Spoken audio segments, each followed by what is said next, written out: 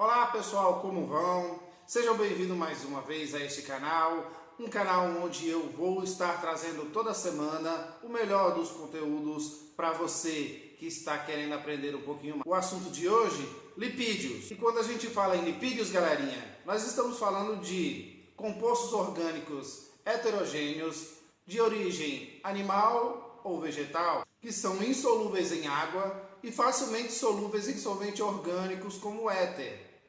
Podemos classificá-los como substâncias hidrofóbicas, que do grego quer dizer gordura. Lipos, do grego, significa gordura. Os lipídios são encontrados em alimentos de origem vegetal e animal. No entanto, os de origem vegetal fazem bem à saúde e dentro de uma dieta bem equilibrada devem ser preferidos.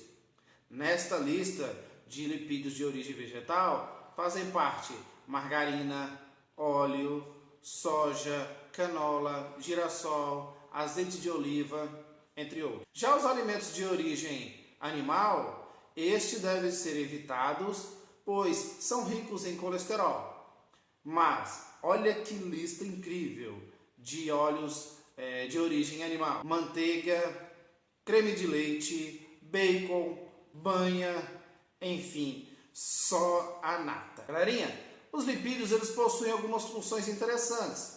Entre elas, armazenamento energético, são precursores hormonais como os hormônios esteroides, atuam na síntese de vitamina D, sintetizam sais biliares, fazem parte das membranas e atuam como isolantes térmicos. Esses lipídios são classificados em 5 grupos. São eles: glicerídeos, cerídeos, triglicerídeos, fosfolipídios e esteroides. É importante tipo de lipídios responsável pela síntese de hormônios sexuais. Os cerídeos, galerinha, compreendem um grupo de cera, por exemplo, folhas e frutos. Esses cerídeos impermeabilizam folhas e frutos, evitando a sua desidratação excessiva. São encontrados nas secreções de insetos, ceras de abelhas também, e nas secreções urupiginiana das aves, que garantem também a impermeabilização das penas. Já os fosfolipídios, eles ocorrem em todos os tecidos do corpo humano, particularmente cérebro, fígado e membranas celulares. É aqueles fosfolipídios que compreendem a bicamada das membranas celulares. Outro grupo de lipídios compreendem os triglicerídeos.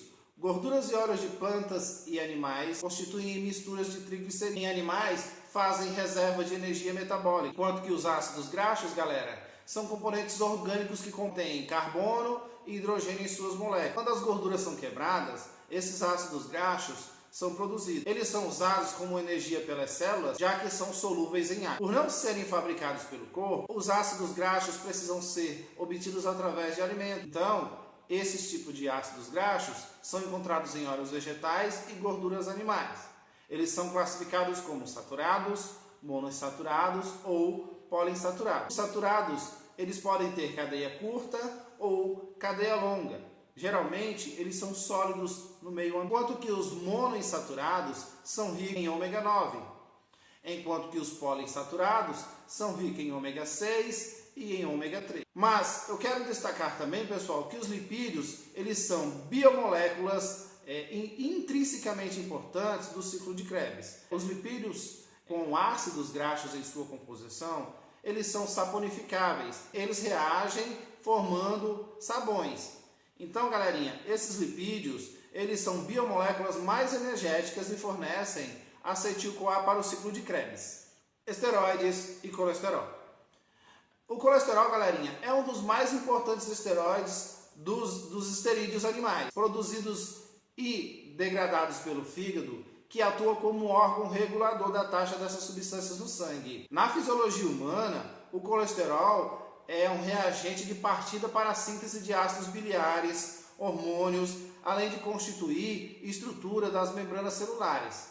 Ele é sintetizado em sua maior parte pelo fígado e regulado pelo sistema compensatório. Ao contrário do que muitas pessoas pensam, o colesterol não é encontrado apenas no sangue, mas em todos os tecidos humanos. Na verdade, nós dosamos o colesterol no sangue, mas ele é encontrado em todos os tecidos humanos. Assim, galerinha, O colesterol ele é transportado no plasma sanguíneo na forma de lipoproteína. E essas lipoproteínas são agregados de macromoléculas parecidas com uma micela. Como que ocorre então o transporte de lipídios? Como eu disse, o transporte de lipídios ele ocorre através das lipoproteínas. Lipoproteínas são associações entre proteínas e lipídios que têm como função transportar e regular o metabolismo dos lipídios no plasma. Existem algumas lipoproteínas, galerinha, que precisam ser citadas. Por exemplo, lipoproteína VLDL. É uma lipoproteína muito baixa, transporta os triglicerídeos endógenos, enquanto que a lipoproteína IDL é uma lipoproteína de densidade intermediária. Já a LDL é uma lipoproteína de baixa densidade. É a principal transportadora de colesterol. Seus níveis elevados no sangue aumentam o risco de infarto agudo do miocárdio, enquanto que a HDL é uma lipoproteína de densidade alta. Atua retirando o colesterol da circulação. Seus níveis aumentados no sangue estão associados a uma diminuição do risco de infarto agudo do miocárdio. Ainda existe, pessoal, os quilomicrons, que é uma lipoproteína menos densa, transporta os triglicerídeos exógenos na corrente sanguínea. Galerinha, para a gente endossar esse tipo de lipoproteína, nós precisamos dar uma ênfase ao HDL e ao LDL. Só para ficar claro, o LDL é a lipoproteína ruim. Ela está intimamente ligada ao colesterol ruim, enquanto que o HDL é o colesterol bom. O LDL distribui colesterol para todo o nosso corpo, enquanto que o HDL contribui para a manutenção e preservação das veias e artérias na prevenção da formação de placas de ateroma, que resulta numa síndrome conhecida como aterosclerose, enquanto que os triglicerídeos são fontes de energia para o funcionamento do nosso corpo. Conhecendo as lipoproteínas, é importante a gente conhecer um cálculo simples sobre o colesterol total do indivíduo. E o colesterol do indivíduo ele é conhecido como lipídio, que circula no sangue, e o seu excesso pode fazer mal à saúde. Vale destacar que um alto índice de LDL, que é o colesterol ruim, está associado à aterosclerose. E saber calcular o colesterol total e suas frações separadamente e o que esses índices significam é um passo importante para entender como manter o coração saudável. Lógico que para isso a equipe de saúde precisa analisar o exame de sangue, que é o exame necessário para os níveis das lipoproteínas. São elas LDL, HDL e triglicerídeos. Os três contemplam o resultado do colesterol total. Lógico que para isso precisamos saber os valores das outras lipoproteínas, das outras suas frações. Os triglicerídeos representam outra forma de moléculas de gordura encontrada no sangue, que podem contribuir para o estreitamento e endurecimento das artérias. Os níveis de triglicerídeos podem aumentar o risco de doenças cardiovasculares e outras complicações. Assim, espera-se que os níveis de triglicerídeos de um indivíduo estejam em valores de referência menor que 150. Se tiver entre 150 e 199 miligramas por decilitro, nós temos um triglicerídeo elevado. Por outro lado, se tiver acima de 199, nós chamamos que esse triglicerídeo está alto. E acima de 500 está extremamente alto. Mas vamos lá. Como saber calcular o colesterol total? Existe um cálculo bem simples. E este cálculo compreende a soma do LDL mais o HDL mais tri dividido por 5. Exemplo, se eu tenho um LDL de 100 mg por decilitro mais um HDL de 60 mg por decilitro e eu tenho um triglicerídeo de 150, eu faço o seguinte. Primeiro eu calculo quem está entre parênteses. Quem está entre parênteses é o tri, que a fórmula é 150 dividido por 5. Quando eu divido 150 por 5, eu tenho um resultado de 30.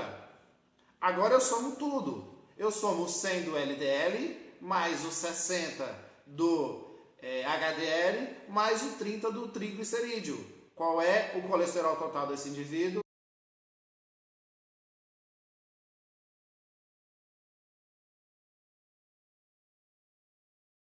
190.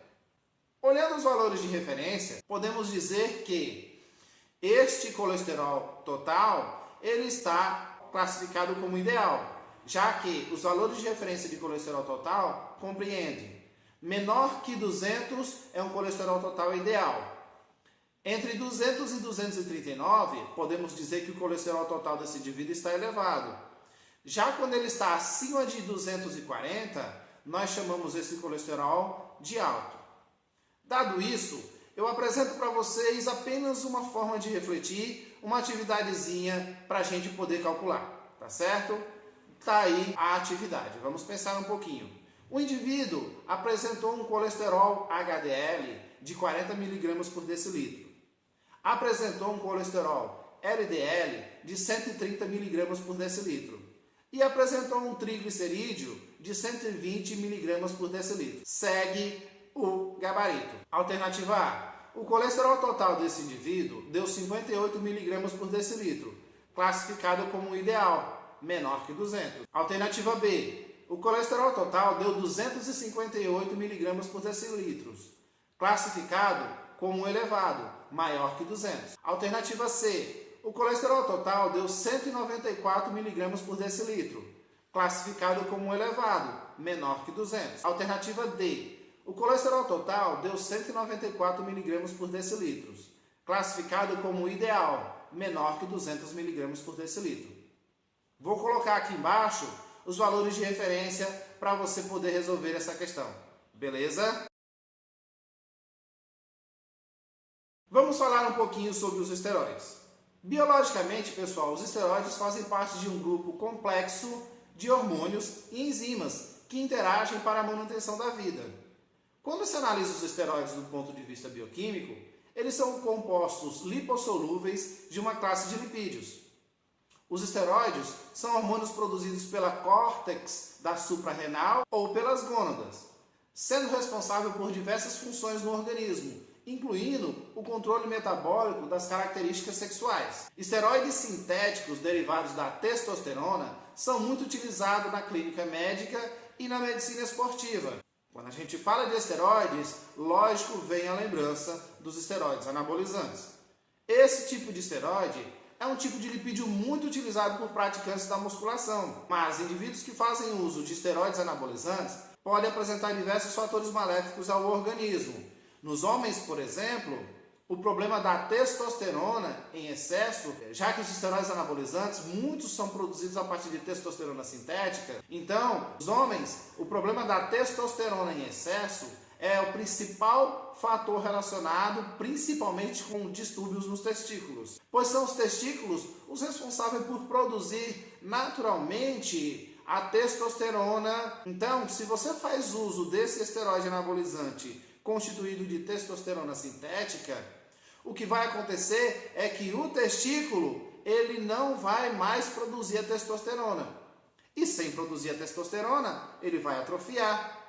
E aí a gente sabe, existe a lei do uso e do desuso. Se o testículo não produz testosterona, ele para. Outra coisa comum para quem faz uso de esteroide anabolizante, pessoal, é a produção de espinhas. Há um acúmulo de espinha, bem como a oleosidade da pele. Então, há uma concentração de espinha na pele desse indivíduo e essa pele tende a ficar oleosa, tá certo? Outra variável interessante é porque é o seguinte, o excesso da testosterona em seu organismo, devido ao uso do esteroide anabolizante, ela pode aromatizar. E aí, galerinha, quando ela aromatiza, ela se transforma em outro lipídio, conhecido como progesterona. Vocês sabem o que é a progesterona? A progesterona é um hormônio feminino que em grande quantidade, vai depender do consumo da testosterona e dessa aromatização, essa progesterona pode estimular a produção de glândulas mamárias, fazendo aquele indivíduo que acha que está ficando com o peitoral malhado, definido, apresentando maminhas. Então, galerinha, os esteroides anabolizantes, eles apresentam uma propriedade androgênica e anabólica. Os efeitos androgênicos estão relativamente relacionados às características secundárias masculinas. São elas, aumento de pelo, crescimento de barba e engrossamento da voz. Já os efeitos anabólicos, que é esse que muitas pessoas buscam quando estão fazendo uso de esteroides anabolizantes indiscriminadamente, é pelo aumento da massa muscular. Mas tudo isso requer algum cuidado, porque o uso de esteroides anabolizantes podem desencadear efeitos colaterais reversíveis e irreversíveis. Quando a gente fala desses sintomas, os sistemas mais fortemente atingidos são os sistemas hepáticos, cardiovascular, endócrino, reprodutivo e dermatológico. Olha só essa imagem. Eu posso dizer para vocês o seguinte, que um dos testículos é um testículo de uma pessoa comum que não faz uso de esteroides anabolizantes, enquanto que o outro, o menorzinho, é de um usuário de esteroides anabolizantes. O que nos faz refletir que quem faz uso de esteroide anabolizante induz o testículo a parar de trabalhar. Então ele atrofia, diminuindo o seu tamanho. É aí você que pensa em sair com aquele carinha, com aquela pessoa que tem aquela barriguinha chapada, e você olha e diz: ô barriguinha chapada, eu estou doido para lavar minha roupa nesse tanquinho. Cuidado, na hora H, pode ser que a torneira desse tanquinho não funcione, tá certo? Então, galerinha, os esteroides anabolizantes, eles aumentam o risco de infarto agudo do miocárdio, doenças arteriais coronarianas, porque eles também podem produzir uma hipertrofia do miocárdio. Isso porque o músculo cardíaco ele não foi preparado para trabalhar com tal intensidade para o aumento de massa muscular que você está tendo sem esforço físico. Nas mulheres, o uso desses tipos de esteroides pode acarretar em hipertrofia clitoriana. Então, o clítoris tende a ficar maior. E alguns desses efeitos são irreversíveis, como mudança de voz, aumento dos pelos faciais e corporais. Bem como também pode influenciar o processo de gestação, se tomadas durante muito tempo. Galerinha, a lista de esteroides anabolizantes existem como o Decadurabolin.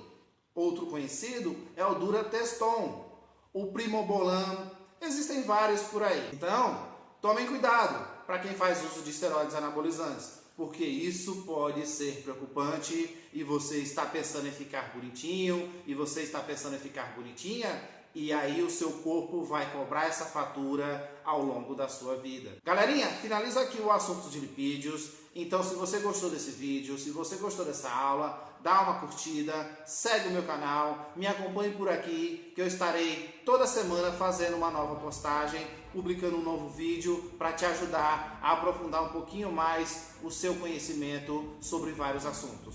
Certo? Grande abraço e até a próxima aula.